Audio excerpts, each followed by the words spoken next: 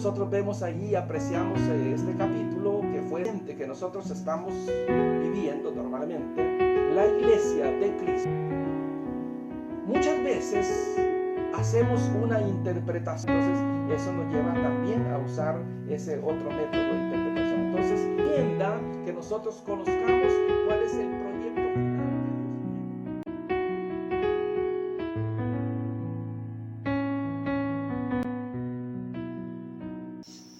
Que el Señor les bendiga, hermanos, en esta noche.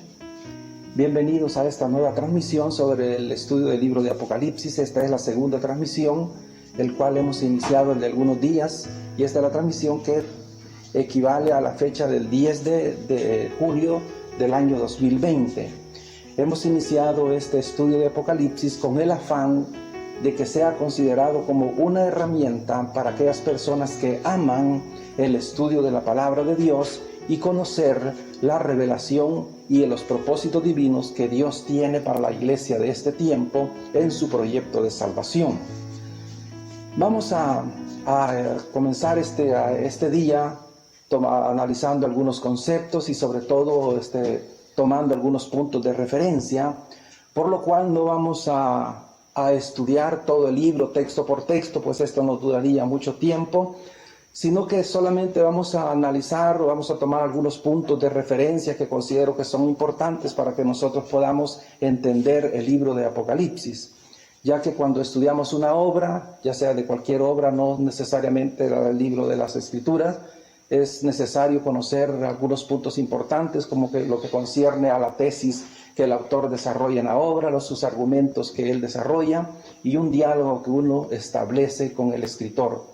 De modo que sobre el estudio de Apocalipsis, ahí vamos a seguir esa misma metodología, vamos a tratar de ver sobre la tesis que el autor desarrolla en el libro de Apocalipsis y también ciertos argumentos que él toma para defender su tesis, pero lo importante de esto es que vamos a tratar de dialogar como que si nosotros estuviéramos frente a frente con Juan, el escritor de Apocalipsis, a tratar de entender el pensamiento de él y entender el mensaje que él quiere transmitir hacia la iglesia de ese momento en donde fue escrito, y naturalmente pues hacer una interpretación teológica para nosotros de este tiempo. Este estudio equivale precisamente a eso, un estudio teológico del libro de Apocalipsis.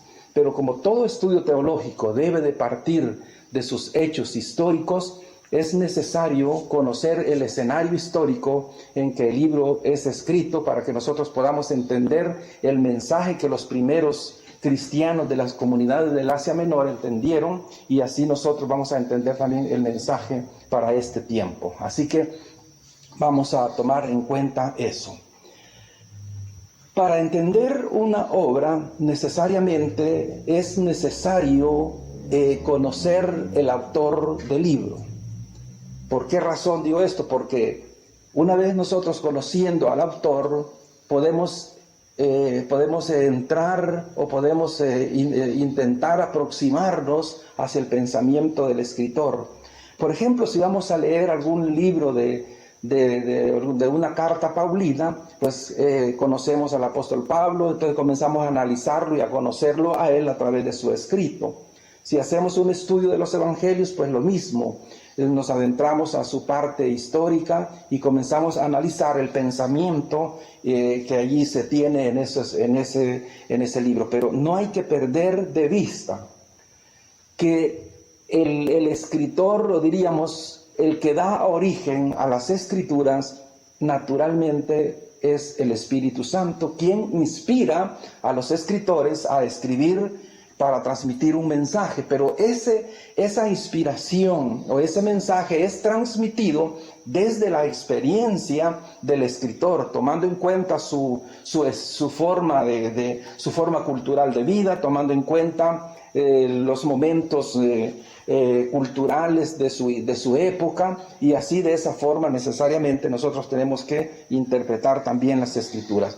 Pues bien, empecemos analizando, decíamos, sobre la paternidad del libro de Apocalipsis.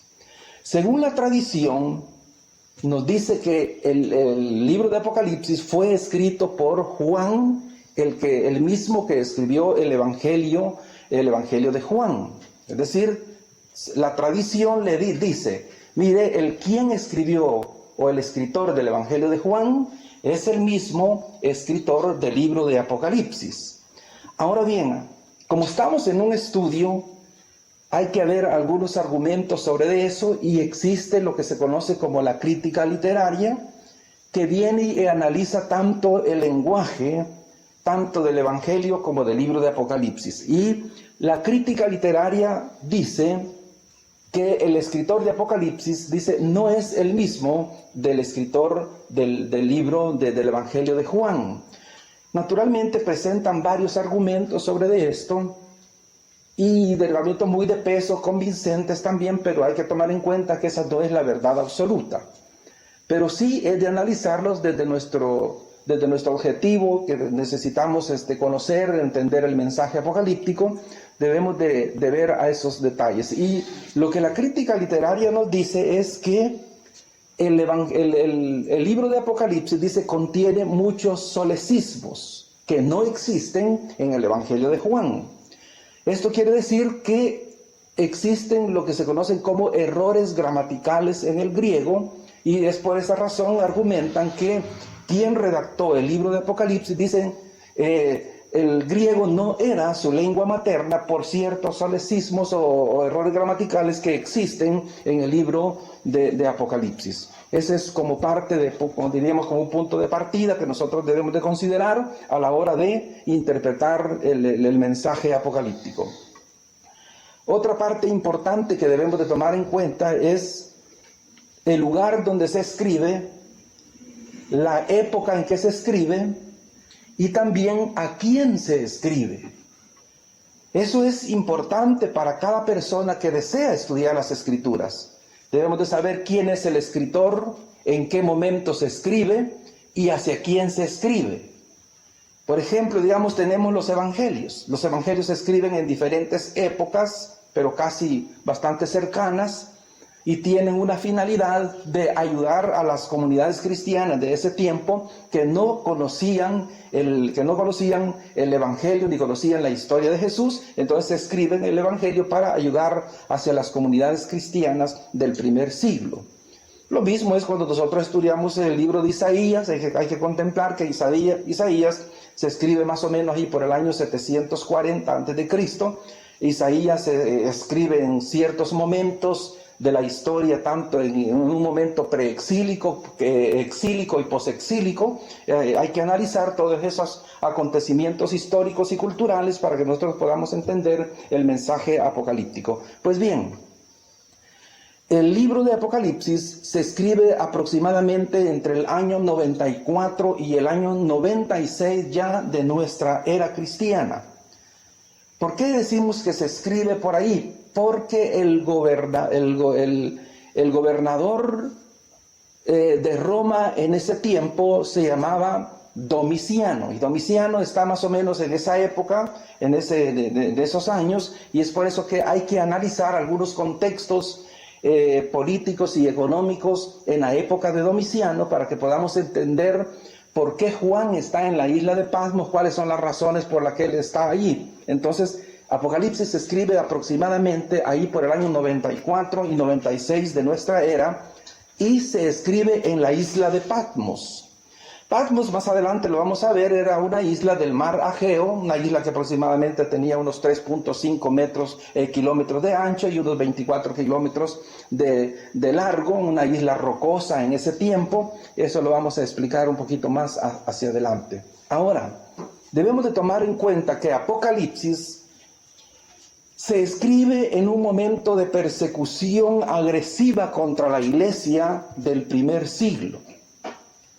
Ya se habían dado algunas persecuciones con Nerón, después vienen otras persecuciones ya con la dinastía Flaviana, que lo vamos a ver un poquito más hacia adelante, pero esta persecución se da contra la iglesia del primer siglo por varias razones. Solo para leer Apocalipsis 2:13, el cual nos dice: yo conozco tus obras y donde moras, donde está, dice, el trono de Satanás. Está hablando la iglesia de Pérgamo de ese momento. Y lo que nos está diciendo es que el centro de adoración del imperio está en Pérgamo. Ahí se había levantado un templo para adorar al emperador, para rendirle culto a él.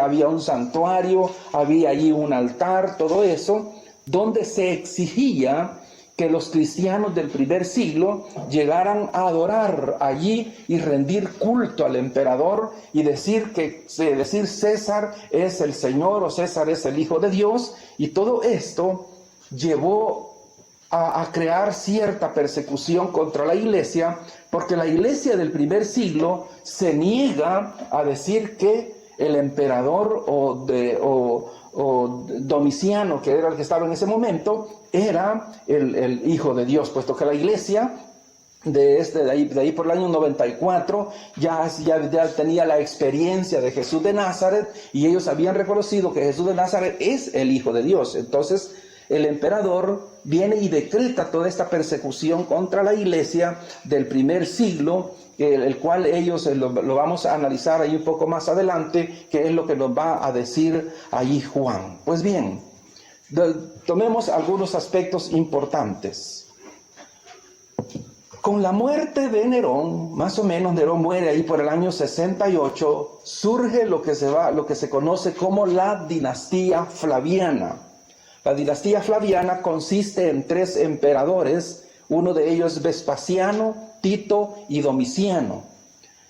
¿Qué es lo que va a pasar ahí en ese periodo de tiempo? Nerón ya había hecho una persecución contra la iglesia ahí en su tiempo, ahí como por el año 60, 68 de nuestra era, ya se había dado esa persecución, pero no una persecución tan agresiva como la que va a llevar Domiciano ya casi a finales del siglo I. Entonces, Domiciano, que es el tercer emperador de esta dinastía, primeramente está lo que se conoce el emperador Vespasiano, pero ¿qué va a pasar? Después muere Vespasiano y surge Tito. Tito, que es el que destruye también, destruye a Jerusalén en el año 70.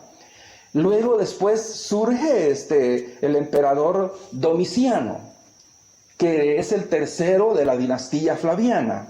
Luego, ¿qué es lo que va a suceder con Domiciano? Este emperador decreta una persecución más agresiva aún contra la iglesia.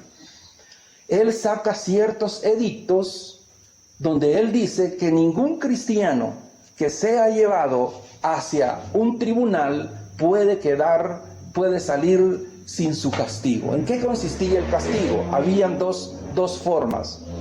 Una, que cada cristiano confesaba que era cristiano o no confesaba. Entonces, si una persona confesaba que era cristiano, entonces lo ejecutaba.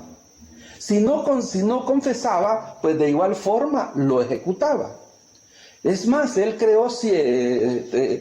hizo tantas cosas que incluso él a uno del Senado los mandó a ejecutar para quedarse con sus propiedades, y se hizo modificaciones de leyes y todo esto. Todos estos argumentos históricos debemos de tenerlos en cuenta antes de entender el mensaje apocalíptico, que es el que Juan quiere transmitir a la iglesia, a las iglesias que están en Asia, en el Asia Menor en ese momento, y a la iglesia que de este tiempo, que nosotros somos los que necesitamos conocer el mensaje y hacer una interpretación teológica para la iglesia actual de este tiempo. Es indispensable que cada uno de nosotros conozcamos los acontecimientos históricos que dieron origen al libro de Apocalipsis. Pues bien, continuemos siempre con este argumento. Como todo libro, decíamos, tiene una tesis o tiene dos tesis, dependiendo. El autor puede establecer varias tesis en su libro y puede extender todos los argumentos. Pues para tratar de ubicarnos nosotros sobre lo que va a versar todo el libro de Apocalipsis, pues nosotros tenemos lo que se conoce como el prólogo de Apocalipsis, que va del capítulo 1, del versículo 1, hasta el versículo 7, por ahí hasta el versículo 8, tiene todo lo que se conoce como el prólogo, que es como ciertas generalidades que el escritor nos está contando allí sobre de qué va a tratar toda su obra. Pues bien, para tratar de establecer una tesis, pudiéramos decir que Juan lo que pretende como tesis en su libro de Apocalipsis es manifestar la presencia poderosa de Jesús resucitado. Cuando nosotros comenzamos a analizar los primeros versículos, vamos a comenzar a ver donde él dice, mire, y él vio que a alguien se le apareció vestido de blanco, luego con un cinto, su voz era como el estruendo de muchas aguas, y comienza él a decir todo eso, y luego que dice, mire, y se paseaba en medio de los 7 candeleros, tenía en sus manos una estrella, las 7 estrellas. Entonces, todos esos argumentos que Juan presenta ahí, lo que quiere él decir, vean, este es el Jesús de Nazaret, pero ya es el Jesús resucitado. Entonces, él quiere hacer presencia de esa manifestación poderosa de Jesús, pero ya Jesús resucitado. Por eso es que decía en la transmisión anterior que diríamos como el objetivo de Juan no tanto es presentar o hablar sobre la segunda venida de Cristo, aunque es un tema que él lo va a tratar en el versículo 19 más adelante, pero a él lo que le interesa más es que las comunidades de la iglesia del Asia Menor, todas las iglesias que se mencionan en el primer septenario que vamos a analizar en la próxima transmisión, lo que él quiere que ellos entiendan es, recordemos, ellos están sufriendo una persecución imperial.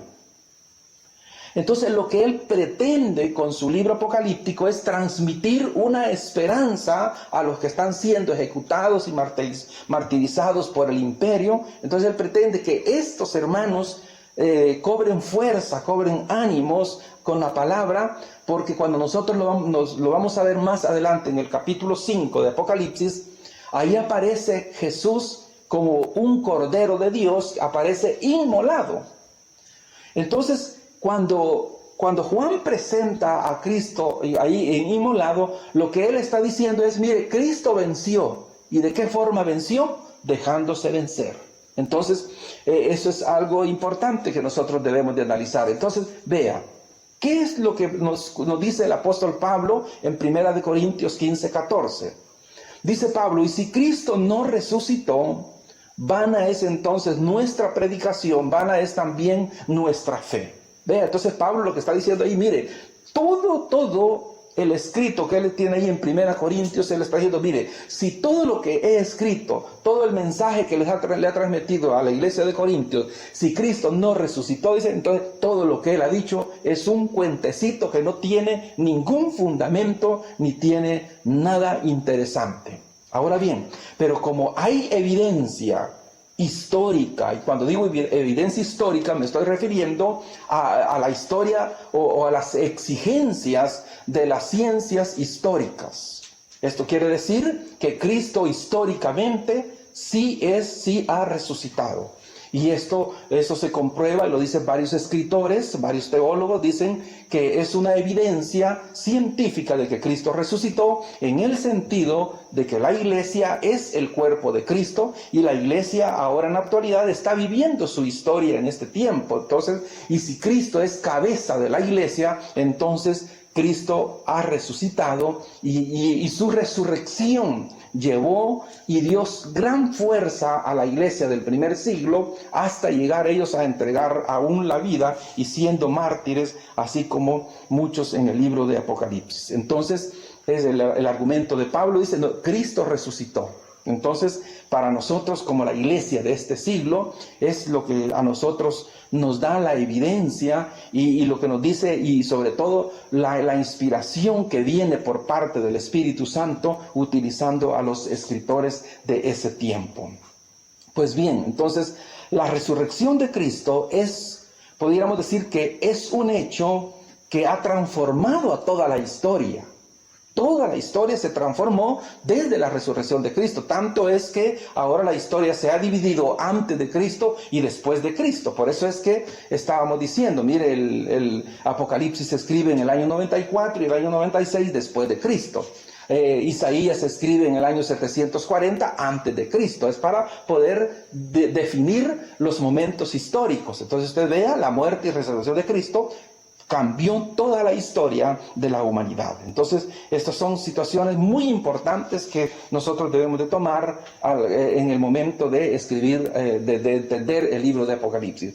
Por eso decía a un inicio, no vamos a analizar texto por texto, porque no llevaría tanto tiempo, sino que lo que pretende, decíamos, este estudio es transmitir una herramienta para aquellos que sí verdaderamente están interesados en las escrituras, entender las escrituras. Entonces, una herramienta lo que lleva la finalidad de abrir un campo, abrir un panorama para que la persona pueda pensar, no desde su experiencia, de su experiencia, diríamos, doctrinal, sino que debe de pensar el texto bíblico desde la experiencia del tiempo en que fue redactado. Eso es muy importante, porque muchas veces nosotros cometemos errores a la hora de hacer interpretaciones bíblicas.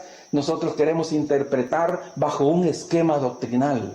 Y si el texto no encaja en nuestro esquema doctrinal, entonces lo que hacemos es violentar el texto hasta que el texto llegue y encaje en el esquema doctrinal de nosotros. Cuanto es diferente lo que tenemos que hacer. Nuestro esquema doctrinal debe de ir a encajar hacia las escrituras y no el texto hacia nuestro esquema doctrinal. Entonces son como ciertos puntos que debemos de tomar a la hora de hacer la interpretación de las escrituras.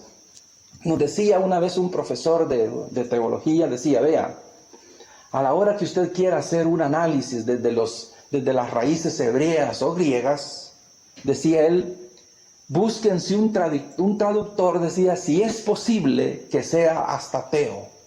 ¿Por qué razón? Porque él no va a tener vinculaciones a ningún esquema doctrinal, sino que va a tratar de enfocar su propio, lo que ve a través de las raíces históricas de lo que es del texto que se va a interpretar. Entonces, pero muchas veces nosotros tenemos esquemas prefijados y a la hora de interpretar un versículo ya lo llevamos y los encajamos ahí, y a partir de allí violentamos el texto bíblico y el mensaje se ve trastornado y no llega tal como fue o con las intenciones con que fue escrito el texto bíblico, para este caso el libro de Apocalipsis.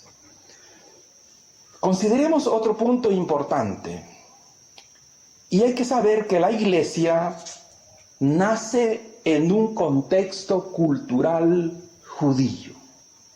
¿Qué queremos decir con esto? Que si la iglesia si la iglesia hubiese nacido en nuestro continente occidental y aquí se hubiese redactado toda la experiencia bíblica, entonces tendríamos que interpretar el texto bíblico desde la parte occidental, desde esta cultura de acá. Pero como la iglesia nace en un ambiente judío, entonces nosotros tenemos que interpretar las escrituras desde ese contexto cultural histórico judío, porque ese es el escenario donde se desarrollan las escrituras. Claro, existe también algunos acompañamientos más allí, como es un escenario helenístico que surge también en ese momento. Son cosas que debemos de tomar muy en cuenta nosotros, sobre todo a la hora de estudiar el Nuevo Testamento, porque hay ciertas diríamos influencias culturales propiamente helenísticas. Entonces hay que tomar en cuenta allí esos aspectos de ahí para la hora de que vamos a hacer el análisis de un libro de las escrituras. Entonces en este contexto digo, es donde debe de partir nuestra interpretación. Ahora, algo importante que hay que mencionar. Recordemos que el proyecto de Dios, nos dice allá Pablo, que es salvar a toda la humanidad. Ese es el proyecto de Dios, aunque no se va a salvar toda la humanidad, ¿Por qué razón? Porque en medio de la voluntad de Dios existe una condicionante que se llama creer. Por eso que Juan allá nos va a decir, mire, el que creyere, dice, y fuere bautizado, dice, este será salvo. Y el que no cree, dice, pues el que no cree ya ha sido condenado. Entonces, el mayor pecado para no ser salvo es el pecado de la incredulidad. Porque entonces si no cree, entonces no puede salvarse una persona. Entonces, analicemos estos aspectos acá. Decíamos que si la iglesia surge en un ambiente cultural judío, con un cruce ahí acompañado helenístico, pero el proyecto de Dios, decíamos, era salvar a todo el mundo, no solo salvar a una nación judía, sino a todo el mundo. Esto tenemos que ver que entonces el evangelio tendría que transculturalizarse, y eso es bien complicado. Esta era una tarea que no la podían llevar a cabo los 12 apóstoles, porque ellos tenían una mentalidad cerrada, judía y judía. Tanto es que el apóstol Pedro, cuando va a donde Cornelio, le dice, mire, tú sabes, le dice, cuán prohibido o cuán difícil es que un judío venga a la casa de un gentil. No se puede. Bueno, es más, no se permitía eso. Entonces, ¿qué va a pasar aquí sobre esto? Dios, para llevar a cabo su propósito, lo que Él va a hacer es llamar al apóstol Pablo a este ministerio. ¿Por qué llama al apóstol Pablo? ¿Por qué no utilizó a Pedro? ¿Por qué no utilizó a Juan para llevar esta enorme tarea? Es que lo que sucede es que el apóstol Pablo tenía la preparación suficiente para hacer esta tarea que Dios pretendía hacer. Recuérdese que Pablo conocía los dos ambientes culturales, tanto conocía el judío como el griego. Entonces, la tarea del apóstol Pablo fue transculturalizar el evangelio que había nacido en un ambiente propiamente judío, pero tenía que llevarse hacia otras culturas como los griegos. Y de allí pues surgen también algunos versículos ahí bien importantes que nosotros podemos leer. Vamos a solo analizar este versículo. Hechos 13:1 nos va a decir, había entonces en la iglesia que estaba en Antioquía, habían profetas y maestros. Luego, ¿quién estaba ahí? Bernabé, era judío. Simón, que es Pedro, era judío. El que se llama Níger, era como diríamos como un africano, un negrito, Lucio de Cirene, Manaén, el que se había criado junto con Herodes el tetrarca, y Saulo. Entonces vea, ¿qué es lo que el escritor está tratando de transmitirnos a nosotros? Vea lo que él está diciendo. Lucas aquí, mire cómo está la iglesia de Antioquía. Aquí no solamente hay judíos, sino que aquí hay griegos, aquí hay africanos, aquí hay de diferente cultura. Ahora vea el proyecto de Dios, cómo lo va llevando a él a cabo ahí, y Pablo llega ahí en ese momento. Entonces, hay algo que quiero mencionar también en Hechos 11:23. Dice va a hablar de Bernabé. Cuando llegó y vio la gracia de Dios, se regocijó y exhortó a todos a que con propósito de corazón permaneciesen fieles al Señor. Pero vea qué dice él. Dice que él se regocijó cuando llegó, vio la gracia de Dios. Yo me pongo en ese momento, ¿qué sintió Bernabé cuando llega a la iglesia de Antioquía? ¿Qué fue lo que le motivó a él? ¿Por qué dice Lucas que él se regocijó? O sea, yo entendería que él ahí en ese momento alabó a Dios y dio gracias a Dios porque había allí en la iglesia de Antioquía personas de diferente naturaleza cultural. Entonces vea, eso es muy importante. Entonces la iglesia, le decía, surge allí en Antioquía, pero es el apóstol Pablo quien lleva a cabo esta tarea de transculturalizar el evangelio de un evangelio judío a un evangelio helenístico, que es el que nosotros tenemos ahora en este tiempo. Entonces, importante esto para que podamos entender nosotros todo lo que se va a venir en los siguientes transmisiones sobre el estudio de Apocalipsis. Hay cosas que las vamos a ir entendiendo poco a poco ahí en ese tiempo. Pues bien, para tratar de entender el concepto, la iglesia de Antioquía surge a raíz de que se expulsan a los judíos helenísticos, son expulsados de Jerusalén a raíz de un conflicto que se da allí en Jerusalén, aproximadamente ahí por el año 33, 32, 35, por ahí, así que un poco menos. Lucas lo va a decir de una forma un tanto diferente, pero cuando nosotros analizamos el capítulo 6 del libro de los Hechos, vamos a encontrar ahí que dice Lucas, que hay un problema, dice allí, entre griegos y judíos. Claro, ¿qué es lo que está pasando ahí? Recordemos que la iglesia era propiamente judía. Pero como Jerusalén era el centro de adoración judío, entonces todos los judíos del mundo que habían nacido en la diáspora en otros lugares, llegaban a Jerusalén a dar su adoración de acuerdo a lo que se les había enseñado a ellos, pero su cultura era más helenística que judío.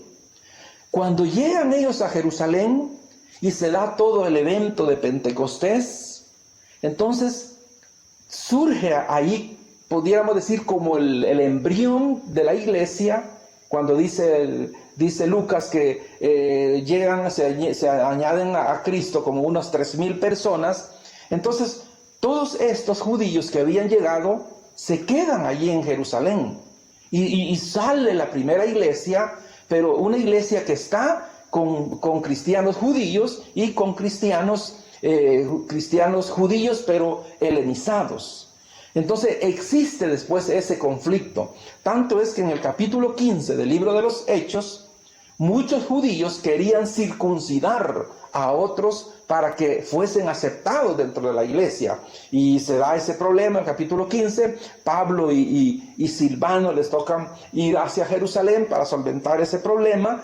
Pero lo que quiero analizar transmitirles es el problema que se da en Jerusalén, y a partir de eso son expulsados solamente los cristianos judíos helenísticos o helenistas. Vean lo que dice Hechos 8:1. Dice Hechos 8:1: y Saulo consentía en su muerte. En aquel día hubo una gran persecución contra la iglesia que estaba en Jerusalén.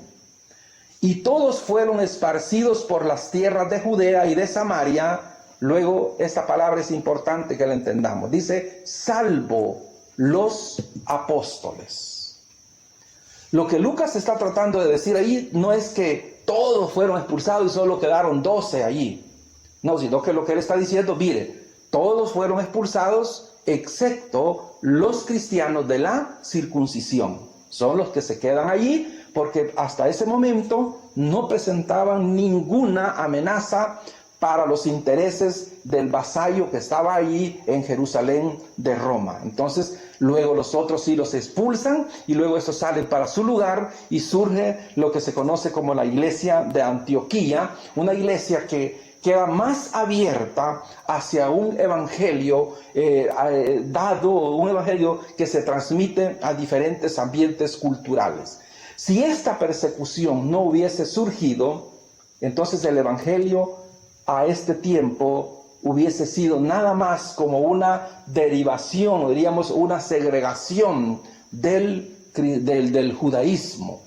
Pero ahora pues eso es, todos sabemos que es diferente. Entonces, vea, vamos a adentrarnos al estudio de Apocalipsis, que eso es lo que nos interesa, pero estoy mencionando todo esto para que podamos entender algunos aspectos que van a venir más adelante, que posiblemente no los podamos entender si no hemos tenido la idea de esto. Hay que tomar en cuenta que estudiar Apocalipsis, como cualquier otro libro de la Biblia, es bastante complicado y bastante difícil. De hecho, pues nadie tiene la capacidad suficiente ni puede decir que lo entiende todo. Entonces, con este estudio, lo que pretendo alcanzar es nada más ser un aporte para que nosotros podamos como aproximarnos un poquito al estudio de Apocalipsis. No vamos a hacer un gran estudio profundo, quizás no tenemos la capacidad suficiente, pero por lo menos con ayuda del Espíritu Santo podemos hacerlo porque Él es quien nos auxilia. ¿Qué nos dice Juan 16:13? Nos va a decir así: pero cuando venga el Espíritu de verdad, Él os guiará a toda la verdad, porque no hablará por su propia cuenta, sino que hablará todo lo que oyere y os hará saber las cosas que habrán de venir.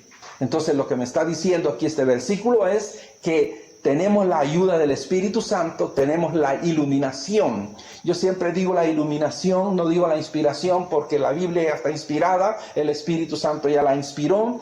Entonces lo que nosotros como iglesia de este tiempo necesitamos, la iluminación del Espíritu Santo para que podamos entender el mensaje de las Sagradas Escrituras. Entonces, ¿qué es lo que vamos a hacer en este momento? Pudiéramos decir, es como que vamos a tratar como si tratáramos de retroceder el tiempo. Yo quisiera como llevarlos ahí a ustedes hacia el año 94, el año 96 después de Cristo, para ir a buscar a Juan, que él nos cuente toda su experiencia y podamos de alguna forma dialogar con él, entender que él nos diga, nos cuente todo lo que él ha escrito. Eso es como algo importante para que veamos.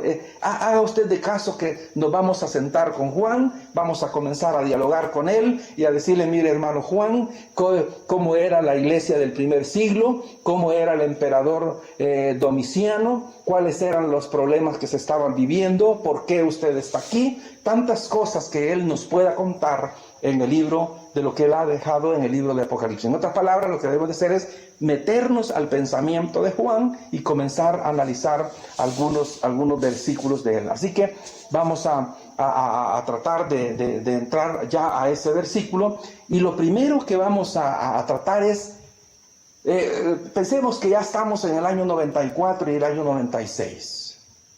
Muy bien, ya está, ya retrocedimos en el tiempo. Ahora vamos a buscar a Juan. ¿Dónde está Juan? Y las Escrituras nos dice en el 1:9, nos va a decir así: yo, Juan, haga de caso que estamos hablando con Juan ahorita, vuestro hermano y copartícipe vuestro en la tribulación, en el reino y en la paciencia de Jesucristo. Dice él: estaba yo en la isla de Patmos por causa de la palabra de Dios y el testimonio de Jesucristo. Bien, analicemos esto. ¿Dónde está Juan? Bueno, él nos dice: mire, aquí donde estoy se llama Patmos. Decíamos, Patmos es una isla del mar Egeo. En ese tiempo era una isla rocosa, no como está ahora, que ya es un centro turístico. Era una isla rocosa pequeña, decíamos, como de 3.5 por 24 kilómetros de largo. Está en el mar Egeo, al sur de lo que ahora es Turquía. Entonces, Juan lo que nos va a decir ahí, que él no está solo, no está solo Juan ahí, sino que Patmos era una isla rocosa, donde dicen los historiadores que ahí habían explotaciones de minas del imperio. Y todos los que el imperio condenaba, los mandaba allí a muchos para que ahí trabajaran en las minas. Ahí pues murieran ellos pagando su condena, condenas de diferente naturaleza, no solo la condena que Juan está pagando allí en ese momento. Entonces analicemos y pensemos que es una isla rocosa, no tiene las condiciones mínimas de vida. Es un lugar, prácticamente es un lugar como un reclusorio, diríamos, inhumano. Entonces allí nos dice Juan que allí está él. Entonces allí los que eran mandados para ese lugar, para Patmos, eran obligados a trabajar allí y a servir al imperio. Pues Juan está allí en ese momento, pero él nos va a decir cuál es el problema que ahí está. Entonces vamos a analizar dos frases allí que me interesan que le pongamos mucho cuidado y mucho pensamiento a lo que él nos va a decir, porque él nos va a dar las razones por lo que él está ahí, y él dice, está por dos razones, dice, dos causas. Una de ellas dice que es la palabra de Dios, y otra dice que es el testimonio de Jesucristo. En otras palabras, recordemos, como estamos dialogando con Juan, entonces Juan lo que está haciendo es contándonos a nosotros las razones por las que él está ahí, por las que él ha sido condenado por el imperio. Entonces, ¿ahora qué vamos a hacer? Vamos ya no a interpretar históricamente, sino que ahora vamos a pensar teológicamente.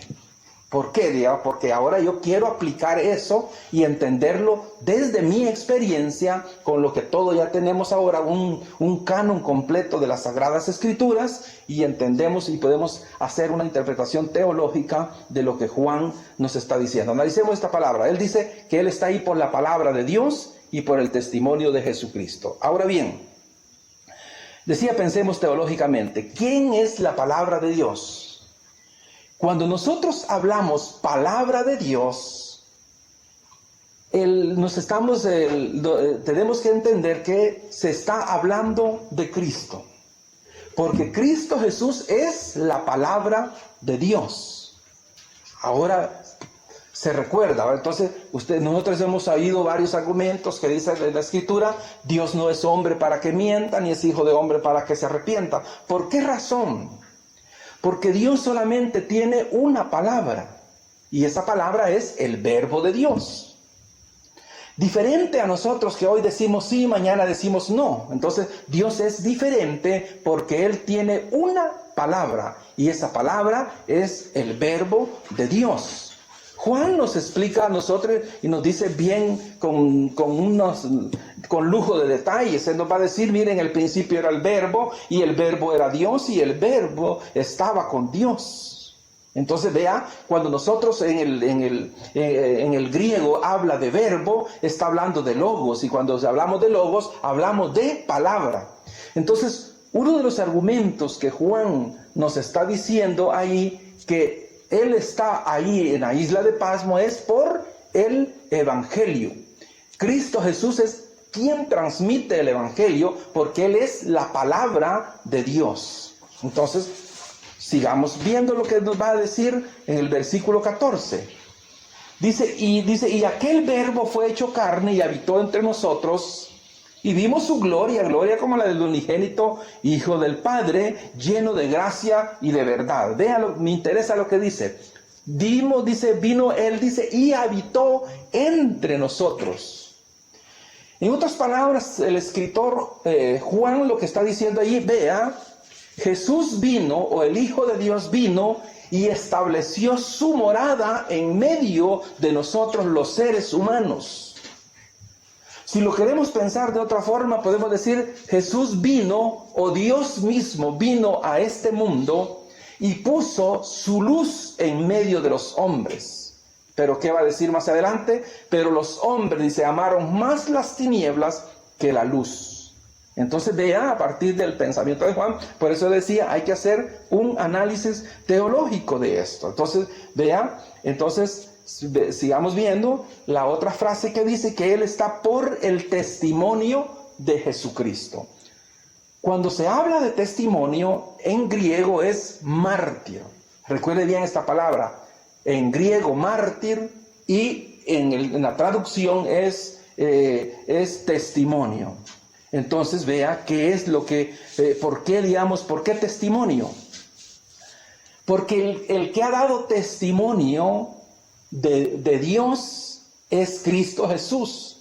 Dice la palabra, a Dios nadie le vio jamás, sino que el unigénito Hijo de Dios que está en el seno del Padre, Él le ha dado a conocer. En otras palabras, la exégesis perfecta de Dios la hace Jesús de Nazaret al revelarnos a nosotros al Padre. Entonces, vea, importante, cuando comenzamos a hacer estos estudios, nos llena a nosotros, nos motiva mucho al saber que Dios mismo es quien vino, habitó entre nosotros. Por eso decíamos en la transmisión anterior, Dios no se fue y nos dejó, y que va a venir nuevamente, y que se fue a un lugar y que después viene. Las escrituras también están llenas bastante de muchas figuras de antropomórficas. Entonces hay que entenderlos también.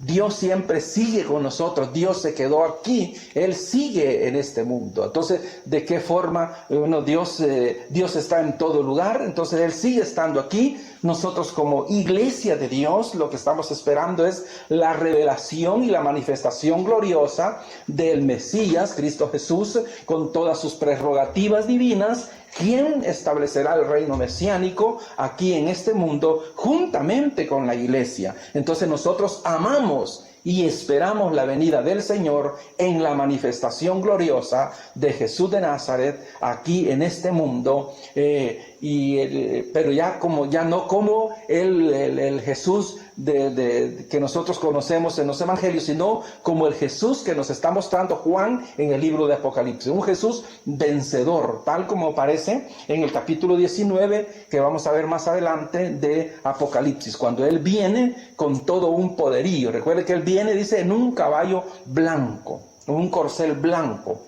¿Qué es lo que le está diciendo a la época en aquel tiempo? Recuerde que no había en ese tiempo, no habían aviones. Si no hubiese dicho, mire, Él viene en un convoy, Él viene en una nave, pero como en ese tiempo el caballo, el corcel blanco, pues simbolizaba a los triunfadores. Entonces lo que le está diciendo ahí Juan es en el capítulo 19, es que Cristo Jesús es vencedor, triunfador, y viene a este mundo a establecer su reino juntamente con la iglesia.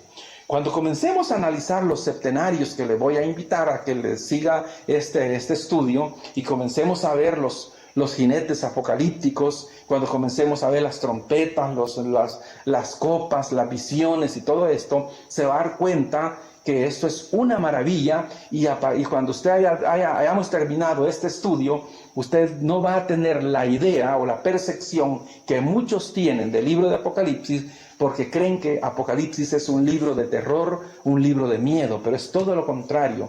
Es un libro que transmite fe y esperanza cuando en un momento ya no hay esperanza. Entonces, vean, vamos a ver también otros aspectos ya casi para ir terminando este momento. Hay cosas que me interesan que usted las conozca.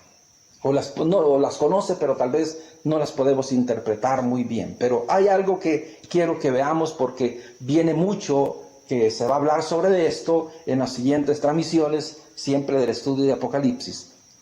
Vea, decíamos nosotros que Juan, está en la isla de Patmos.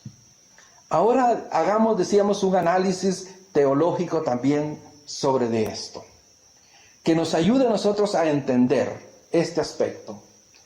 Nosotros sabemos que Dios es uno, la unidad de Dios, pero Dios también se manifiesta, diríamos, en naturalezas diferentes. Por ejemplo, Dios Padre, Dios Hijo, Dios Espíritu Santo.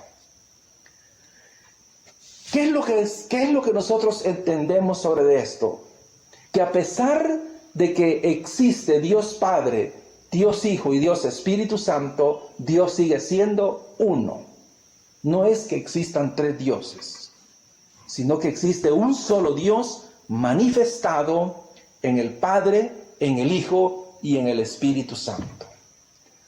Algo que debemos de entender también, que ambos son cosustanciales. ¿Qué queremos decir con esto? Que cuando decimos que son cosustanciales es que tienen una misma esencia y tienen una misma sustancia, pero tienen una naturaleza diferente. El Padre se identifica por ser Padre. El Padre no es el Hijo, ni el Hijo es el Padre, ni el Espíritu es el Padre, ni el Hijo, sino que ambos tienen naturaleza diferente, pero que son también cosustanciales. ¿Qué queremos decir cuando son de esencia y cuando son de sustancia igual? La esencia de Dios, por ejemplo, ¿a qué se refiere la esencia de Dios? Bueno, que Dios es omnisciente, Dios es omnipotente, Dios es amor, Dios es omnipresente. Entonces, todo eso es la esencia del ser de Dios. Y tanto el Padre como el Hijo y el Espíritu tienen esa misma cosustancial. Entonces, vea, pero también hablamos de la sustancia. Cuando hablamos de sustancias, queremos decir que, son palabras que se han adoptado teológicamente para poder identificar esos conceptos. Lo que se quiere decir con la sustancia es que cada uno de ellos tiene su propia subsistencia. Diferente a nosotros. Nosotros no somos sustanciales. Porque nosotros dependemos de Dios. La palabra nos dice, sin mí nada podéis hacer. Luego dice allá, dice el Juan en el capítulo 15, dice, yo soy la vid verdadera, mi padre es el labrador y todo pámpano, dice, y comienza a decir, y dice él que nosotros, yo soy la vid, dice, y mi padre es el labrador. Entonces, en otras palabras, lo que está diciendo es que el pámpano, para que dé fruto, debe de estar adherido a la vid que es Cristo. En otras palabras, Cristo es la fuente de la vida de cada uno de nosotros que no somos sustanciales. Pero Cristo es sustancial, el Espíritu es sustancial y el Padre también son sustanciales. Con naturaleza decimos diferente, puesto que eso es lo que identifica a cada uno de ellos. Entonces hay que entender algunas de esas terminologías para que nosotros podamos ir entendiendo después algunos conceptos apocalípticos que se van a ir tomando también a lo largo del estudio que vamos a tener durante estos días. Entonces, pero dirá alguien, cuando nosotros decimos, mire, y Dios engendra al Hijo, entonces alguien dice, bueno, entonces ¿cómo es posible que sean cosustanciales si Dios Padre engendra al Hijo? Entonces vea, le doy un ejemplo para entender esto muy complicado y muy difícil. Nosotros, un ejemplo, veamos en el ser humano. Una persona es padre a partir cuando tiene su primer hijo. Póngale que su primer hijo tiene 10 años. Y si usted viene y le dice, mire, usted es padre, sí, ¿cuánto tiempo tiene de ser padre? Pues mire, yo tengo 10 años de ser padre. Ahora pensemos, ¿por qué Dios es Padre eterno? Porque Él tiene un hijo en la eternidad. Entonces por eso es Padre eterno. Entonces, ¿pero qué es lo que da origen? O sea, ¿cómo es? ¿Por qué es que Él engendra? Es que Dios Padre lo que hace es dar origen, pudiéramos decirlo en otras palabras, como a la naturaleza. Luego el Espíritu Santo surge del Padre y del Hijo, pero siempre en su naturaleza, pero no en su consustancialidad. Esperemos de que lo podamos entenderlo porque es algo complicado también. Ahora bien, analicemos el primer libro, el primer versículo, y solo vamos a analizar y allí vamos a terminar allí. Dice el primer versículo que vamos a ver es Apocalipsis 1:1. Para que entendamos algo, dice, la revelación de Jesucristo que Dios le dio para manifestar a su siervo las cosas que deben de suceder pronto, y la declaró enviándola por medio de su ángel a su siervo.